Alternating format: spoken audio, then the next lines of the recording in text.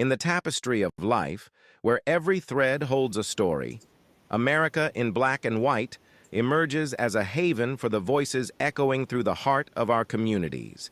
In this podcast, we wade through the rivers of our collective experiences, celebrating the vibrant hues of change brought forth by the whispers of hope and the roars of action.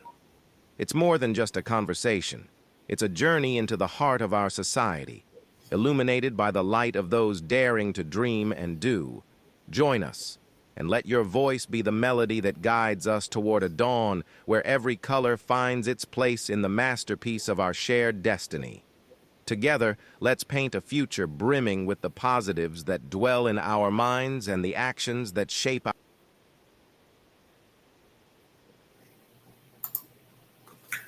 Good evening, ladies and gentlemen, and welcome to another episode of America in Black and White, where we are coloring conversations on America's canvas. Tonight, we have a very special guest. We've got Mr. Lafayette Brown III with us. Lafayette is a licensed clinical social worker in private practice in Louisville, Kentucky. He also works as general caregiver support program coordinator at the Robley Rex VAMC, that's the VA Medical Center, responsible for providing case management, psychoeducation, and supportive groups for caregivers of veterans enrolled in a program for general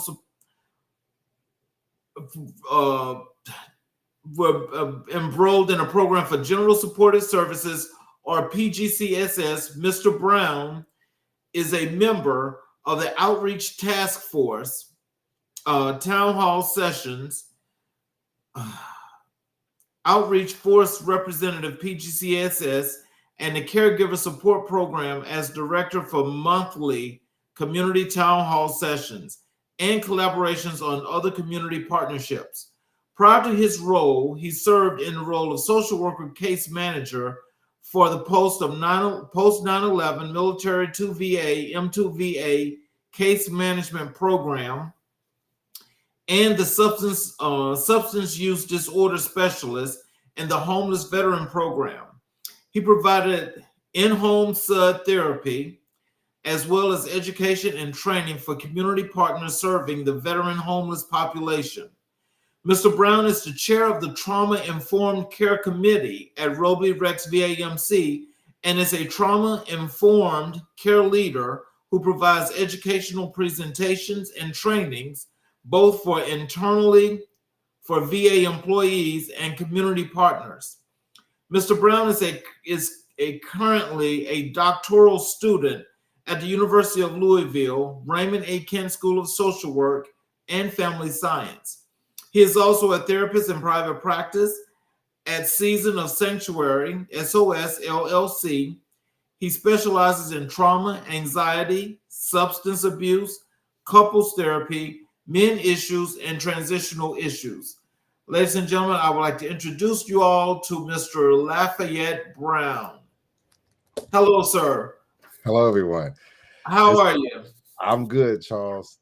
There's a lot of letters and a lot of acronyms in my daily job, so I appreciate the fact that you stuck with it. It can be difficult. Well, I apologize because I actually was going through it like I kept getting caught up or something. I'm not sure exactly what was happening. They put up it's a lot of jargon, I think. So, just to say that I work with caregivers, providing care with veterans on my day job, and in private practice, I work with community members, families, just trying to be a helping force in this world. So I wish I could have just gave you that one sentence, but these bios have to be so long. So I understand. No, it's all good. But is there anything you'd like to add to that before we get into the show? The only thing I like to add is today I'm here speaking on from a private practice standpoint. In our current climate, I want to make sure that we know that all my words are my words and not the words of my day job. So this is me speaking as a private practice clinician about the issues that we are going to discuss tonight. Okay. And I definitely appreciate that. So as we go into this, can you start out by telling us what inspired you to become a mental health counselor? Wow. So you're taking me all the way back to my time when I was in the military. I think I came to the military like most people do. I was trying to find my way. So I thought I would go and be a man. But what I didn't realize at that time, and I know now that I'm 47, is that being a man is more than just doing. It's about being a healthiest version of yourself. And so I met a social worker while I was in the military. Went there to speak with them for some counseling, and I was blown away by their empathy and the way that this person was able to kind of connect with me on a deep level in such a short period of time. And I didn't know what they did or how they got there, but I knew that's what I wanted to do. And back in my life, I've experienced a lot of times when people will come to me and tell me things, not that I'm requesting to know what's going on with your life, but maybe people felt that comfort that I felt with that social worker. And so after bouncing around from trying to be an accountant to all these jobs where I can make money, I realized that, my role is to help people. And the more people I help, all that other stuff is money and career, all those things will work themselves out. Wow, that's interesting. So when it comes down to your work, though, I Mhm. mean, is it one of those things where you have to kind of like control the situation where you don't want to have to do too much empathy and sympathy, or is that all a part of what goes into that work? One of the things I drew from just the core tenets of being a social worker is meeting someone where they're at. So I think my job as a substance use disorder specialist did it best. When I met with those veterans who were recently housed, a lot of times they were in active addiction. So active addiction means that they're actively struggling with whatever substance it is that they're struggling with. And so I would go into the homes, and I realized then that um, being able to help them, being able to meet them at that point, allowed them the latitude to trust me. Now, I'm not someone coming in from the outside. So, though I may know some things that can help you, I'm not the expert on your life. And so, just being able to meet someone where they're at and walk at the speed they're willing to walk, I think is really, really important. And so, another thing that I learned from that social worker was they didn't try to extract everything and this is what you need to do. They kind of led me along that path and asked me what did I want to do, and then kind of walk through those decisions with me. So it's really walking alongside someone is how I think about it. And then, of course, there are clinical things that I have to assess for suicidality, whether you want to harm someone else, whether there's abuse or neglect. But outside of that, my main role is to meet you as a human and try to help you get to a better place. Wow. Oh man, that's a lot of work, and I can just imagine how detailed they get, especially when you have a client that's probably really, really out there on the limb, and you got to pull them back in. There are times when people are struggling with crisis. And so crisis is usually the most intensive work I've done. And I've done a little bit of that in an emergency psychiatric setting in the hospital, and also just as in my daily job when we do suicide assessments and stuff like that. We have to bring some humanity to some of these things. They're such taboo topics. But what we're dealing with is a human who's having a difficult experience. And sometimes the experience is so difficult that they can only think of one way to stop that experience. And so, you really have to take a step back and realize that what is the goal here? I may be the clinical professional, but this person needs to be seen. They need to be heard. And if I don't do nothing else, I just want to validate that your experience is real, um, because it's your experience. Hmm. Wow. So as we're talking about you in private practice, tell us when it comes to your clients and your that you see, how do you define mental health, and why do you think it's often overlooked in our society? So it's difficult to kind of wrap that up into a single sentence. I'll say it this way. I think each day we get a chance to make a choice. And I think there are days when people harp on the choices that they made that brought them to today. And they lose sight of the fact that today is still another chance. Now is still another chance to make a decision that could change tomorrow, when we kind of get stuck in the past. And so a lot of my clients suffer with things like Mhm. anxiety or major depressive disorder. Um, and it's usually around some past event that can't be changed that's outside of their locus of control. And so when you kind of reach someone at that point, you really got to kind of just stand in the storm with them. And that storm can be different for each client. Some people come in just need what I would call like a tune-up. They just need to talk with someone, talk through some things. They have some coping skills. They can get through the difficult times. Other clients need a total tear down and rebuild of how they kind of see the world. But it's not my job to tear it down for them. So I really just want to help them say, hey, here's something there's a backhoe or some sort of equipment that you use. I'm not in construction. I'm sorry. But, we could use these things, and then we look at the constructs that they have of their lives, or the different thought patterns or the cognitions, how they see the world. And I just ask the question, is that useful for you now? Because when we're in survival, what's useful for me to survive won't always be useful for me to thrive, if that makes sense. Oh, wow. Yeah, but that makes a whole lot of sense, and what I'm just thinking about is like, like let me just give an example, and you just kind of help me out here. So let's say like when you've got this client that's coming to see you, I'm not going to say they're so bad off, but let's just say, there may be some substance abuse, but then there's also just some social issues as to just dealing and coping with society and time. And when you have that kind of client that comes to you, what is normally your approach to how do you start with processing that client to building them out, up, however that goes, to making things a little bit better for them? Well, I think the first step is getting a successful diagnostic evaluation and making sure that we understand how they're seeing the world, or some sort of diagnosis. So whether it's major depression, or whether it's major depression, there could be a single episode. It could be moderate, right? A single episode that's moderate, or a single episode that's mild or reoccurring.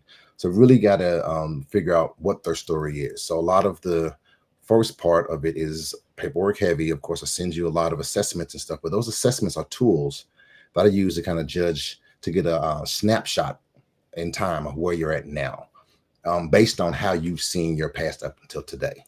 And so that's where I would always start. And so once I kind of get an idea of, okay, this person deals with anxiety, stress, or frustration, maybe there's some powerlessness around some trauma that happened, and so that trauma is reoccurring. Like, it really depends on how all those pieces are kind of laid out. And then generally, once we kind of figure out what we got going on, I kind of start with what's most prevalent to them. Because you could have major depression, but be dealing with the fact that you better be kicked out of your house. So then, I need to get you the resources so that now you can feel safe, and now you can feel like you can kind of begin to take on some of these larger issues. And so that's how I would generally start the process. And then we would come up with some goals. Those goals would be, let's say you had social anxiety and you didn't want to be in a crowd of people. I get with a lot. I deal with that a lot working with veterans. And so one of the things may be just once or twice a week, you go to a public place. It doesn't have to be a place where there's thousands of people, but maybe you go to like a restaurant where there's a couple tens of people, right? And stay as long as you can, come back. So that's kind of exposure therapy, exposing you to this thing. That's a form of intervention. But depends on what they're going through. Interventions can be a wide range. One of my favorites is cognitive behavioral therapy. This idea of what I think leads to how I feel, leads to how I act. So I don't think I have any value. I may feel like no one cares about me. So how may I act? I may act in ways that are detrimental to my health and my overall well-being. And if you track that all the way back, it comes back from this thought. So, and then there's motivational interviewing. So sometimes I don't do intervention. I just kind of walk with you. I kind of ask Socratic questioning. How is it helping you? How do you see that decision going forward? I may do some modeling. So if you want to have a conversation, that's a difficult conversation with a loved one, I may say, well, say it how you would say it to loved one to me. And then we will walk through that. So it really kind of depends on where that person's at, but there are a lot of different tools, more than what I've mentioned, that we can use to kind of meet them where they're at and get them to where they want to go. Okay. So, in your counseling career, can you tell us what actually shaped your thought processes as in going through the field that got you to this point of wanting to, go out and be an entrepreneur? So for me, when I was going to school, my undergraduate is in human service and counseling. So I got a counseling undergraduate and I went ahead for my master's in social work. That uniquely prepared me for therapy because I learned a lot about the modalities. And one of the ones I learned about that was really interesting to me was reality therapy. And so it's really kind of looking at this idea of locus of control and what we can't control, we should control. And we should be able to recognize the things that are outside of our control. A lot of how I am, like you said, kind of leads back to my experience in life. The way that I've kind of been brought up to kind of deal with things as a Black male is that, you kind of suck it up, you drive on, you just deal with it. And that can be, again, a survival technique.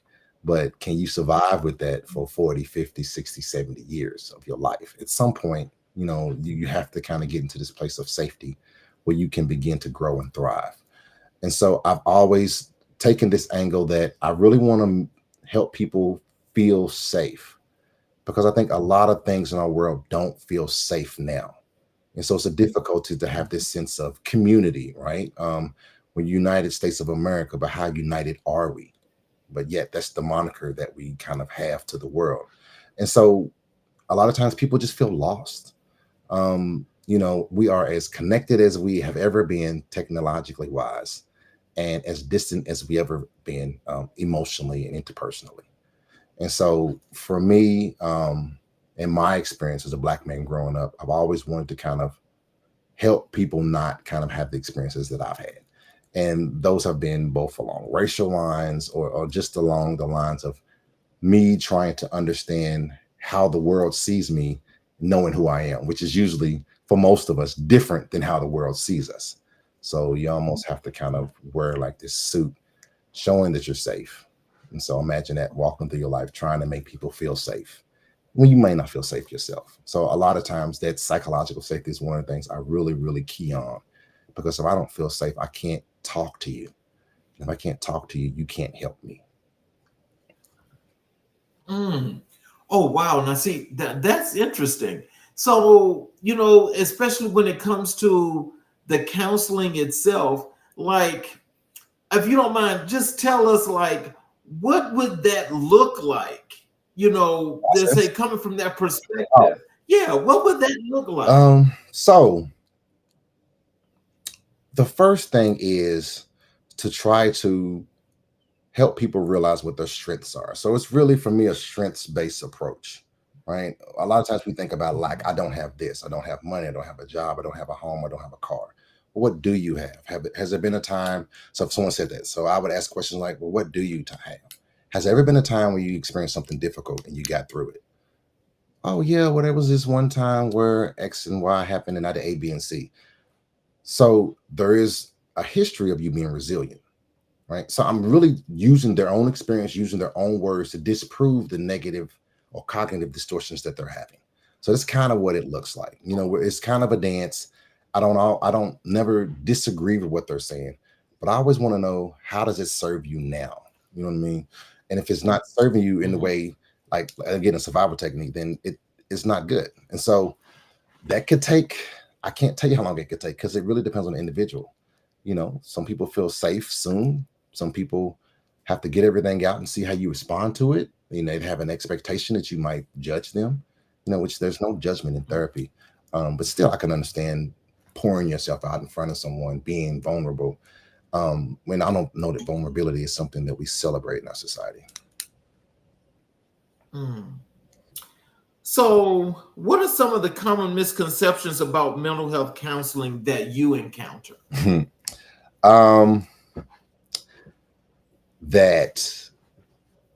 would say that it's not affordable, or that it's difficult to get into.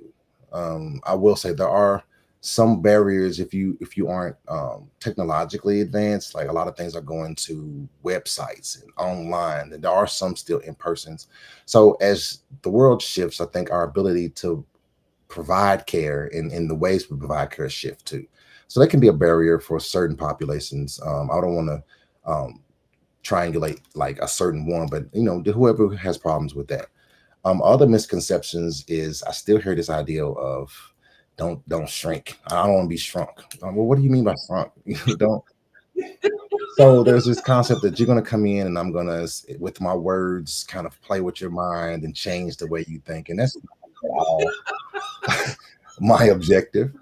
Um, Sometimes I think most difficult things I think we avoid. It's difficult for us to kind of, and so if someone's kind of pointing at that, saying, hey, well, what about this thing over here?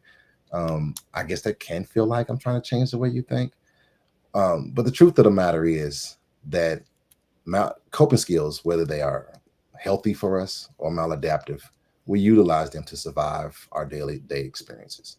And so the biggest thing I want people to understand, if they're thinking about mental health, or if they're considering it, is that if you find the right person, it can be a great journey. But still, just like anything else, you have to find the right person you feel comfortable with opening up to. And once you get that connection, then I think there can be growth beyond that, because I can feel safe enough to say, hey, CK, this happened. And you, knowing you won't judge me. And then what you're saying to me, you're saying from an authentic and empathetic heart. And so a lot of it is modeling. We have to kind of be stewards of the stuff that we talk about, as well as taking care of ourselves. So I hope that if there's any therapists out there, I hope you have a therapist. I have a therapist. I need someone to talk to at times. And so, yes, that's one of the misconceptions too, that therapists don't get therapy. I think we do. I think we all need to talk to someone. I think at the base, we all need to be heard. And so for me, Right. I think that's one of the biggest one is the shrink part and the don't mess with my mind. I think I've heard that almost every time I've gotten a client. And so how do you approach building trust with your clients? That is a very interesting question. So I'm going to answer it as if I was talking to a client. There are 3 R's that I think about when I'm going to say something. Is it the right time to say it? Is it the right way to say it? And am I saying it in the right way? Am I saying it right time, right thing, and in the right intention? Right. So I set my intention to try to be as empathetic or receptive as possible.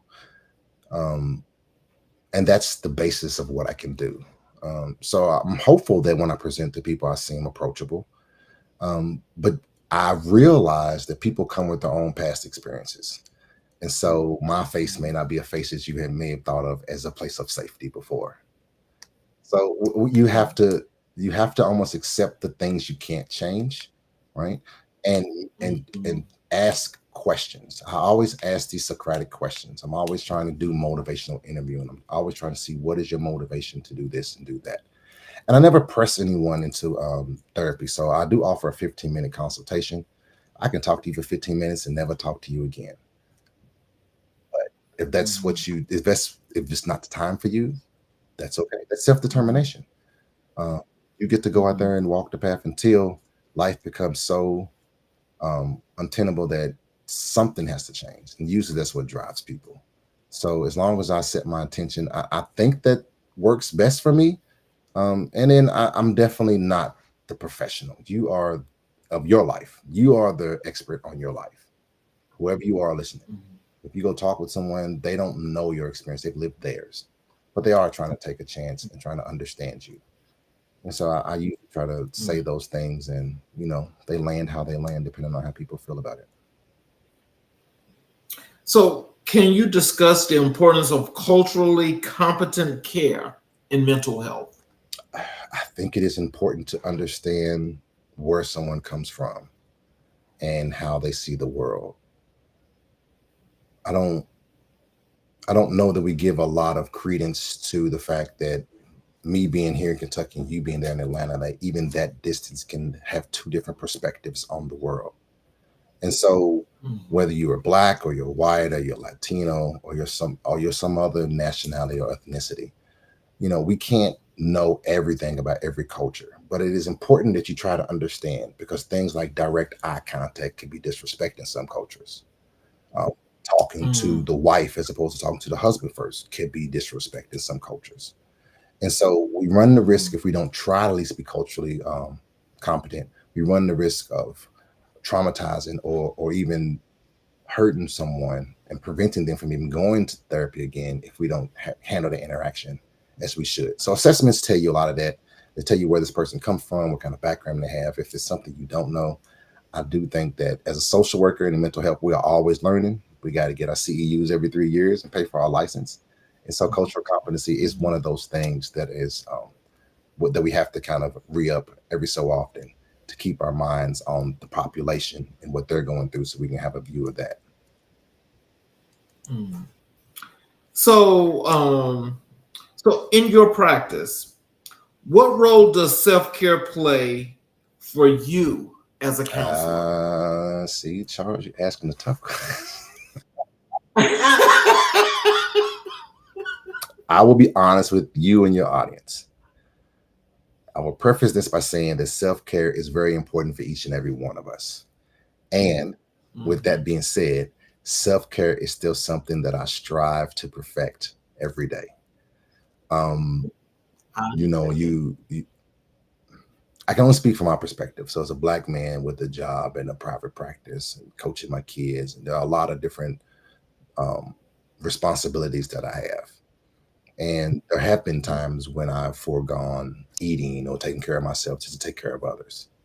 I am aware of that, you know, but I still have my times where I let it get so bad that I may get sick or something. So it's not that I have somehow mastered this and now I can teach the masses. No, it's something I continually struggle with, but it's key. It's vital. So what do I do when I get a chance to do it? I do some meditations. I got a shed out back, so I'll go out there where it's quiet. There's no one but me, and I'll listen to some jazz. Jazz can be meditation for me. I do some affirmations sometimes. I just find different ways to kind of feed my mind something that's reinforcing for me. Because a lot of stuff we feed our minds is not really good for us, right? And then we have this technology that keeps our mind working all the time. So another thing I try to do is I try to detach. My family might not like that, but I love my family. I answer my phone, but when I need my time, I don't answer my phone. And so it's okay because I think we should all have healthy boundaries. So I can engage in the world or with others at my level to the extent that I can. And then those of us who are for us should understand that.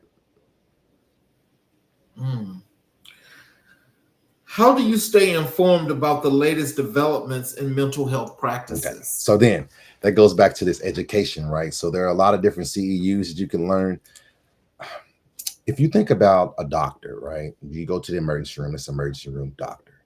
But even from there, you can get referred or get a consult to a specialist. So an orthopedic specialist or a podiatrist or something like that. So if we look at mental health, there are a lot of different interventions that you can go into. You can go into family systems where you deal with only working with group families. You can go into cognitive behavioral therapy. You can go into where you're dealing with their thoughts and feelings and behavior. This is what I specialize in. You can do trauma as well. Some of these things are kind of interchangeable. But it's like trauma-informed care, as I've learned that, I've realized that it incorporates a lot of the things that I've been doing before. And so for me, I kind of pick the things that kind of resonate with me, and I try to read up on those. Of course, I'm in school, so there's no shortage of research articles and papers to write. But outside of school, you know, social work journals, you know, there are different places where you can buy CEUs that offer different training. So it's really, the onus is on us to be lifetime learners. And then we're, of course, motivated by renewing our licenses. And so why not learn about something that you want to learn about, right? And utilize that in your practice. And that's kind of how I use my, I think it's 30 CEUs I got to get every 3 years. I always try to find something interesting. And then my job offers a lot of those as well. So, you know, if it's something that I don't know about, I would love to learn about it. One of the things is they got cognitive behavioral therapy for insomnia. So now we're thinking about what we think and what we feel and how we act and how it relates to us and our inability to sleep. And so that's just, even that cognitive behavior now has another slice to it, right? And so really, just like doctors, we try to specialize. We find what works for us, and then we kind of master it over time. Ooh, okay, I might need to take that course about the insomnia. I might need to learn. It is available. It is available at your mental health provider. I think you're a veteran, right? So you can get that. You have to so what are your thoughts on the impact of social media on mental health? I think that social media has had a very, very negative effect on our mental health. Um, there are a couple examples that kind of come to mind. Um, this idea of so instant gratification is when we want something, we get it immediately, so we get that dopamine hit. And so if we do that all the time, which is what our phone does, give me this, search for that, I want to see this, I want to see that, I want likes, like all these different things give us instant gratification, dopamine hits, feel good, I feel good, or I feel accomplished, however you want to describe it, the different ways people describe what dopamine does. So you imagine that always getting that instant hit all the time, whatever you want, whatever you want, whatever you want. And then you have to go through a process of completing a bachelor's degree or going to get a master's degree. This doesn't happen instantly. This happens over time. And so I think that instant gratification and that constant ding shortens our attention span, right? That's one of the things that's kind of happen. We don't have the span to really invest in people. And so listen to them really. Right? If it doesn't happen in 5 or 10 seconds, like a reel or something you watch, or 20, 30 seconds, like you kind of drift off. And so by decreasing these things that have allowed us untethered information, unfeathered access to information, have also they've not made us or forced us to do the work to kind of get that. So if you know, like I know back in the day, you used to have the Dewey Decimal System to look up a book.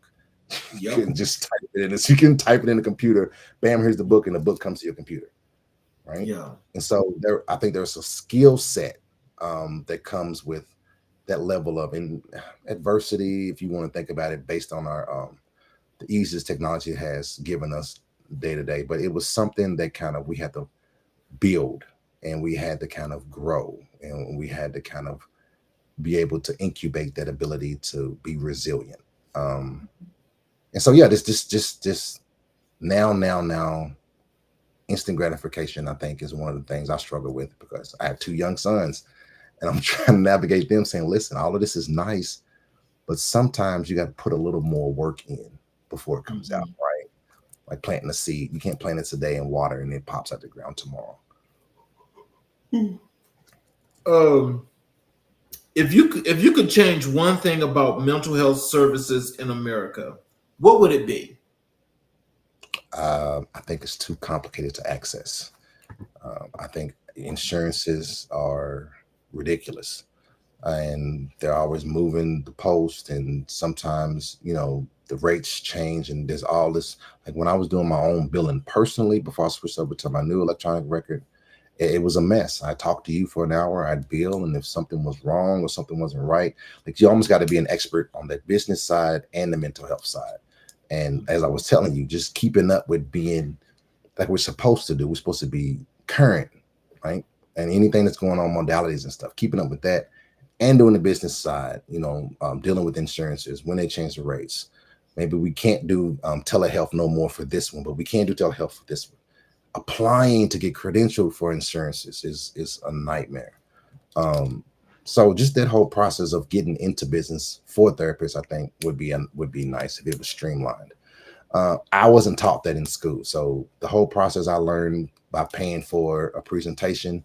They kind of walked me through. But we're not instilling that in therapists. We're not giving them the business part of it. It's great to be able to speak with people, but we have to be able to kind of know how to put ourselves in a position to help the most people, to cast the widest net. Of course, that's in business and business practices. So I think getting insurance and the cost of it for clients is ridiculous, because if you don't have insurance, and you're trying to private pay, I think people deserve the rates that they charge because they're professionals. But it really kind of creates these haves and have-nots as far as I have insurance, so then I have access, right, to care, right? So let's transition over to your trauma training, because I think that that in itself, I know that that's got to have some real serious impact on people in general. And I guess so we can also learn as to how you do this, and what's the, maybe some methods and so forth. How did you transition into trauma training, and what motivated that move? So at the time when I was at the transition, I'm 2018, 2019, I just started my day job. I met someone else there. So I'm doing substance abuse.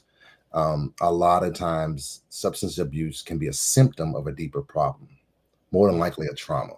And so what is this? What is a substance abuse? This substance abuse is a maladaptive, not unhealthy way of coping with it. So they're kind of numbing, right? And so I was having a conversation. She was a social worker. She is a social worker as well.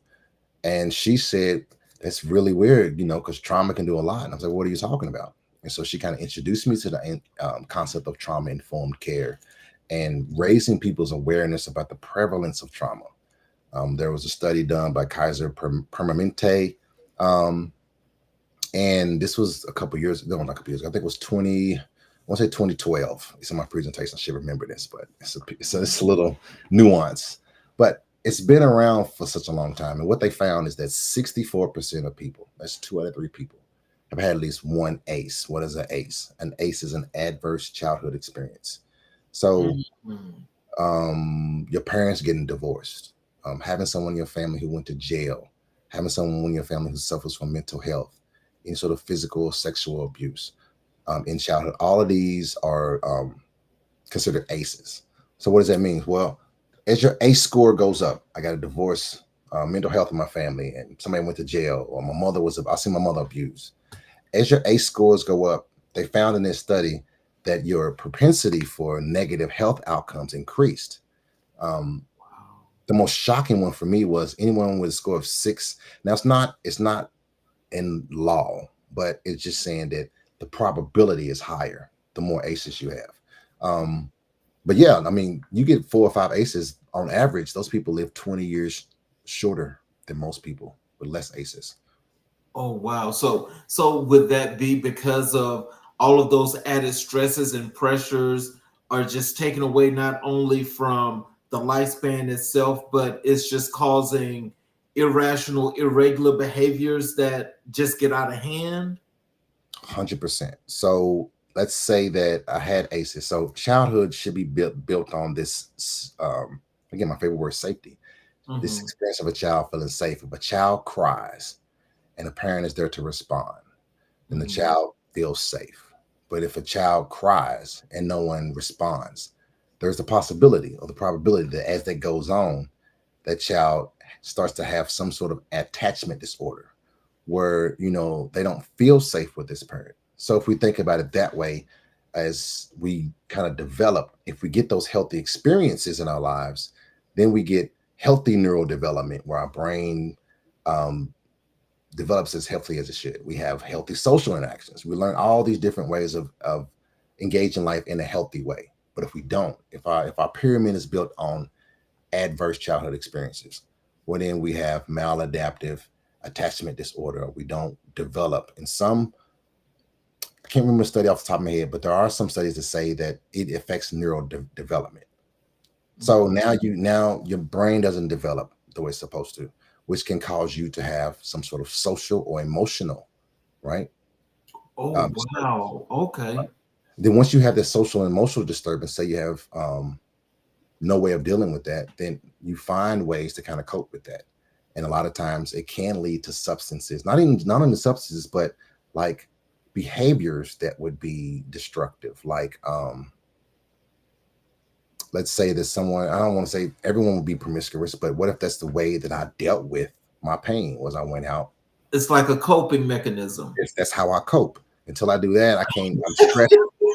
Stressed, I want to do that. Some people get stressed and want to smoke. I think they call it za now or whatever it is. So, weed. Some people want to drink. Some people may shop. Right? All these different things are ways of we're trying to make ourselves feel good. Dopamine, right? And then once we get the dopamine rush, if it's attached to some sort of unhealthy way of dealing with it, then it becomes problematic. I might just get buzzed and feel good a couple of times the first couple of drinks. But if I use that same coping mechanism every single day over an extended period of time, it becomes detrimental to me. And then it becomes an addiction where I can't let go of it, right? So that's what we're talking about. Like, any child, regardless of ethnicity, what are those experiences? So people say nature versus nurture. So um, nurture is who's there to raise you. Then nature is what you're born with, right? So you could be born with a propensity or a genetically disposition to have a certain condition, but there could be some nurturing. Your parents were there. There were supports in place where these things don't manifest as badly as they would. Take a child with ADHD. Mm-hmm. With a parent who is supportive, who understands, they go to counseling, they get into medicine, they do all these different things to support that child. That child learns a way to deal with the world healthier than they would if they didn't have that support. The parent had no idea. The schools are taking over, and I'm not to blame anything on the schools, but we're trying to help the child regulate, and where they kind of should get that base, they're not. And then a lot of times that base is built on traumatic experiences, and then so on and so forth, which can lead to diseases if you're out there, all kinds of different negative kind of things you can think about because we are not dealing with our problems in a healthy way. And so that's what it's built on. If you think about building a childhood on something safe, then we can see the propensity for that child to have a good life and not have to deal with these things to the level that someone would who has a higher ACE score. Now, as deep as that is, because that, I mean, that's eye popping. Mm-hmm. And I want to ask you this: if you know the answer to this, that would be wonderful. How does what you was just discussing? Mm-hmm. How does that relate, or how have you seen that relate to the underserved, marginalized urban communities? I'm glad you asked that. So ACEs that come out, but since that they've come out with this ACEs, they're trying to make one that is specifically for individuals who experience lower income or health disparities or low socioeconomic status. And so they didn't have a code. They haven't named it yet, but what they're saying is the way that kind of interacts is that those disparities, systemic racism, or those socioeconomic factors, were often they're disproportionately affected by poverty or limited education opportunities or a lack of access to healthcare, like I was saying before.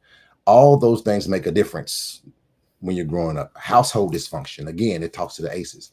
Was it parental separation? Was there mental illness? Was there substance abuse? Right? All those kids have a higher risk. And it does contribute to higher risk in ACEs for Black children. So 61% of Black non-Hispanic children have experienced at least one ACE. And that's compared to 40% of white non-Hispanic children. So what we're looking at is the underserved communities, Black, brown, or otherwise, often don't have those protective factors in place that other well-served communities do. So just imagine if we're talking about systemic racism, right, or some sort of history of discrimination, it kind of creates a context where Black communities are likely more often to experience various forms of adversity, right, such as discrimination or violence, or again, lack of access to resources. So compare that to a child who may be white, non-Hispanic, or not in that, or not experiencing that racism. They don't have that perspective of reality. And so it's almost like we're walking in the same world, but we're seeing, or the world's seeing us differently. And so we are seeing and engaging with the world differently. And so it definitely affects those because there is a higher prevalence that Black individuals have higher rates of ACEs compared to white individuals. And while there hasn't been any studies that I've found, they may be out there about, if we're talking about our brown community, as far as Mexicans or Latino, I'm pretty sure that if we're looking at the same kind of engagement with the society as a whole, the likelihood that those numbers would be the same. Mm. Wow. Ooh, that's really deep. And also, that basically, and I hope I'm not saying this wrong, but that kind of like leads credence to, as into the why, Mm, and so it's like you have so many different people from what looks to be so many different areas, but mhm, it seems like there's like, to some extent, there's this commonality of that 1, 2, 3, 4, 5 things that they have. And it's kind of like, how could that be for, if they're like in so many different places, but it's the same?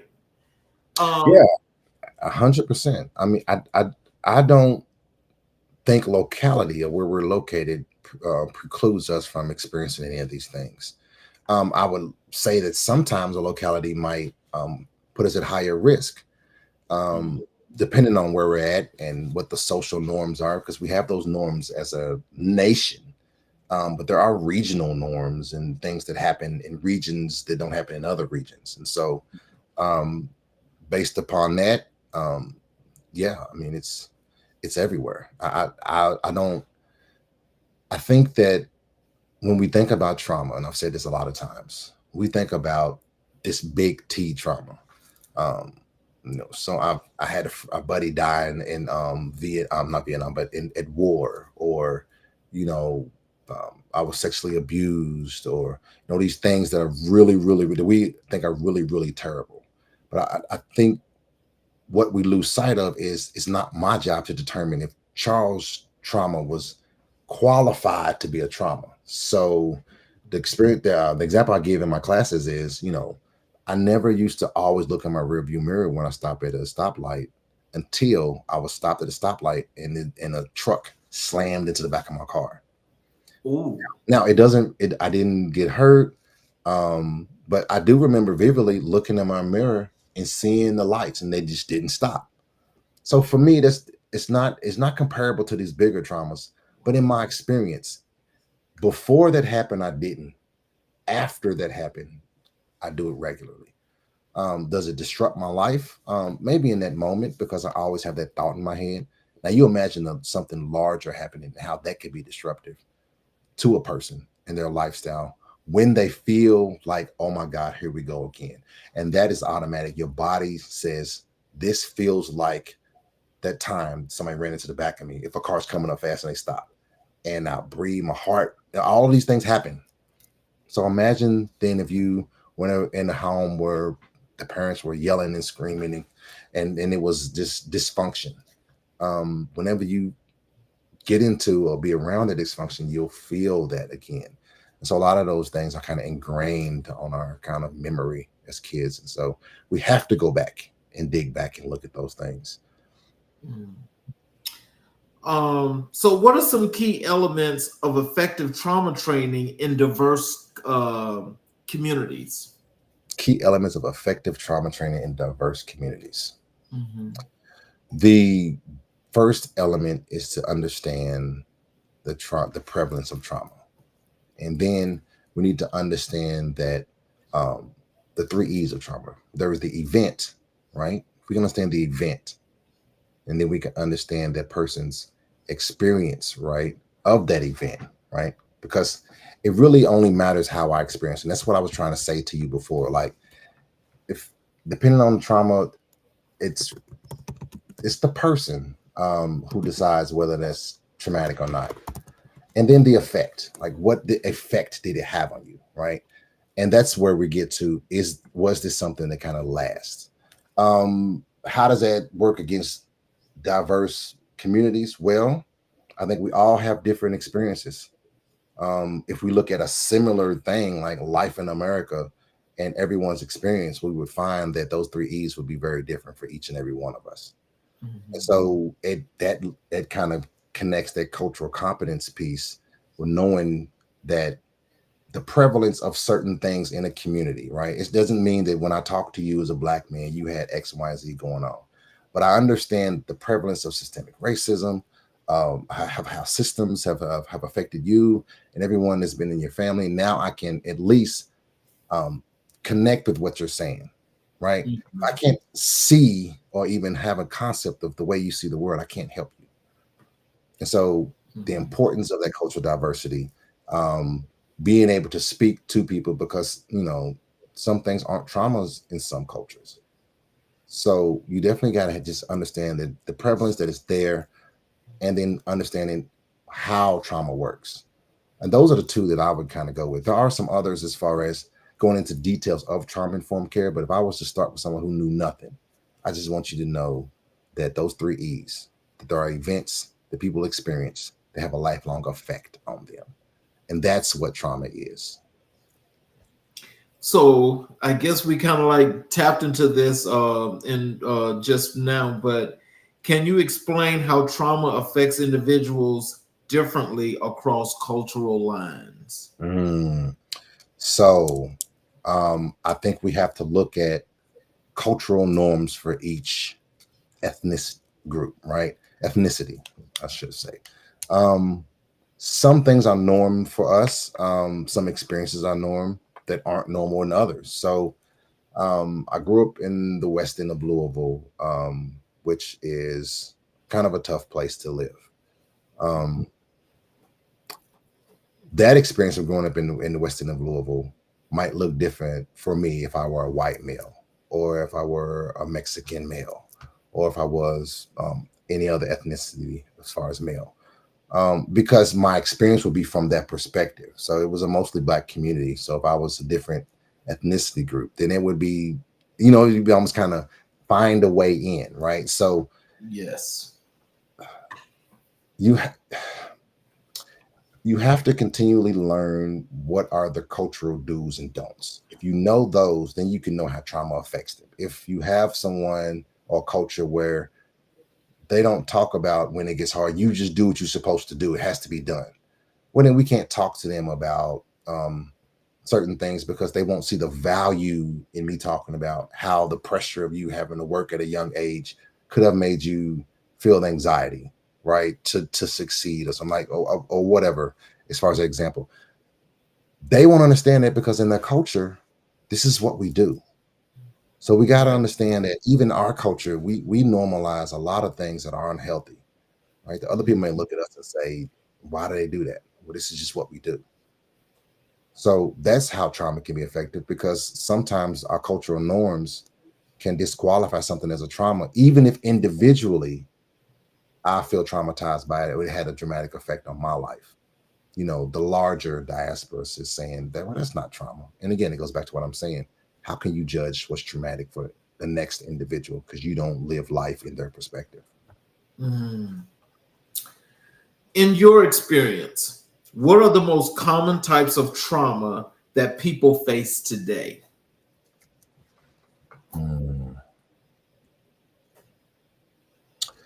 I've run into a lot of people who've had comorbidities, where they had a mental health diagnosis and a substance abuse diagnosis. And what I've found is that maybe more so now, because I'm not a young person, so I'm not connected to everything, but maybe more so now, therapy may be more open. But for a population of people, and I'm going to say for Black males, I don't know if we feel comfortable enough still going to someone and being vulnerable, when I think that it's difficult every day, no matter where you're at. I don't care if you got on a suit and tie, or if you're hanging on the block. Like, there are still norms that kind of affect all of us. And so for that population, I think that I've seen that the few that kind of engage is that they're kind of weary to walk into the waters, but they do notice something needs to be done. So I think there is an awakening saying, hey, I need to do something about how I am experiencing life. And so my hope is that I have 2 in my career now. I'm hopeful that more come on, not just to me, but to anyone, because we have to change the way that we perceive our experience in order to get a handle on what we need to do. So you got to name it to tame it. So that's what I would tell anybody. If you can't name what's going on with you, you can't tame it. I think that's sound advice, because as you were just speaking of, I think when you say how like in certain cultures, how they make things normal that aren't really normal, for especially for the majority of the mass. And I think that in itself is kind of wrapped up into, it sounds like it's wrapped up into a lot of things. It sounds like the one thing that they're relying on most is how they cope. Yeah. And I think so if that's the case, then I think that's what's going to continue to make up this large area of trauma that you speak of with the 3 E's. 100%. Listen, if I'm honest with you, and I want to be honest with you, I kind of feel like a lot of the violence that we kind of sell re-traumatizes us as a people, and the things that we kind of see, we buy them and we make them mainstream, but they are really, really things that kind of cut us to the core. And so if we normalize that, right, if a culture normalizes that, it's very difficult for someone to engage in trauma when they feel like they're going against the very core of who they are, right? So if men are supposed to be strong and I talk about their feelings in the culture, ain't no way I'm gonna come talk to you about how I'm feeling. I'll just deal with it, right? A lot of times they get there because the people around them realize this person isn't functioning at a high level, or they're doing something that's affecting the family unit. And so their partner or their wife or someone would kind of reach out to me. I've just had that happen. And so I would say that I would like for everyone to consider each other's experience. That sounds like pie in the sky, but that's basically for me what trauma-informed care is. I am talking to you assuming that you may have had a trauma. So in doing so and in taking that stance, I try not to be re-traumatizing to you as best I can. I can't control everything. Triggers can be sights or smells or sounds. I can't control all your triggers. But realizing that people have gone through something, that's what we can do for each other. All right. Today, you don't have to be a therapist. Hey, how can I help you? How do you tailor your training programs to meet the specific needs of different ethnic groups? Okay. So I have a general, for now, I have a general just basic trauma. And we talk about trauma-informed care and we raise awareness. And we kind of talk about that. I have not specified it to general populations as far as ethnicities, but I have changed it for different professions. So I've done one for nursing. I've done one for social work. I've done one for caregiver. I would like to, and I've been working on a presentation. I did do one on Black males and with a coworker of mine, and she did one about Black females experience. And so I did talk about trauma as far as that and the different type of outcomes that Black men have. But I haven't ventured any further than that. I haven't had those opportunities. I look forward to those, being able to kind of learn more about the other cultures, more than what I know now in presenting those presentations. Because like we said, I have to consider those cultural competencies when I'm talking about this is trauma. And so it is a growth. Like I said, I'm still learning. I'm still growing. I'm growing with you guys.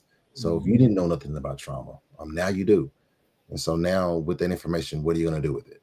When you see someone in distress. And that's my call. That's my call to arms for each and every one of us. The biggest statement that trauma-informed care has is when we look at someone, as opposed to saying, what happened to you, CK? I'm so opposed to what's wrong with you, CK? I'm asking, what happened to you? Right. Yeah. Not what's wrong with you, because I think that our behaviors get us what we need. So if I needed attention, I needed some help and I couldn't get it, and I went somewhere and I acted a fool and people responded, then what do you think I would do next time I needed some help? People don't listen to my voice, but when I act a fool, yes, something happens. Yeah. And so we just need to realize that that's a behavior that's trying to get a need met, and not a person that's just trying to be a certain way. And that's a little bit of a switch. So what are the most significant barriers you see in addressing trauma in various communities? That cultural piece, that idea of, is that really a trauma? Like you'll be okay, right? And we've done it a lot. I've come from the Army talks about suck it up and drive on. Like it's this idea of keep on pushing, keep going. And so that would be the biggest barrier. Them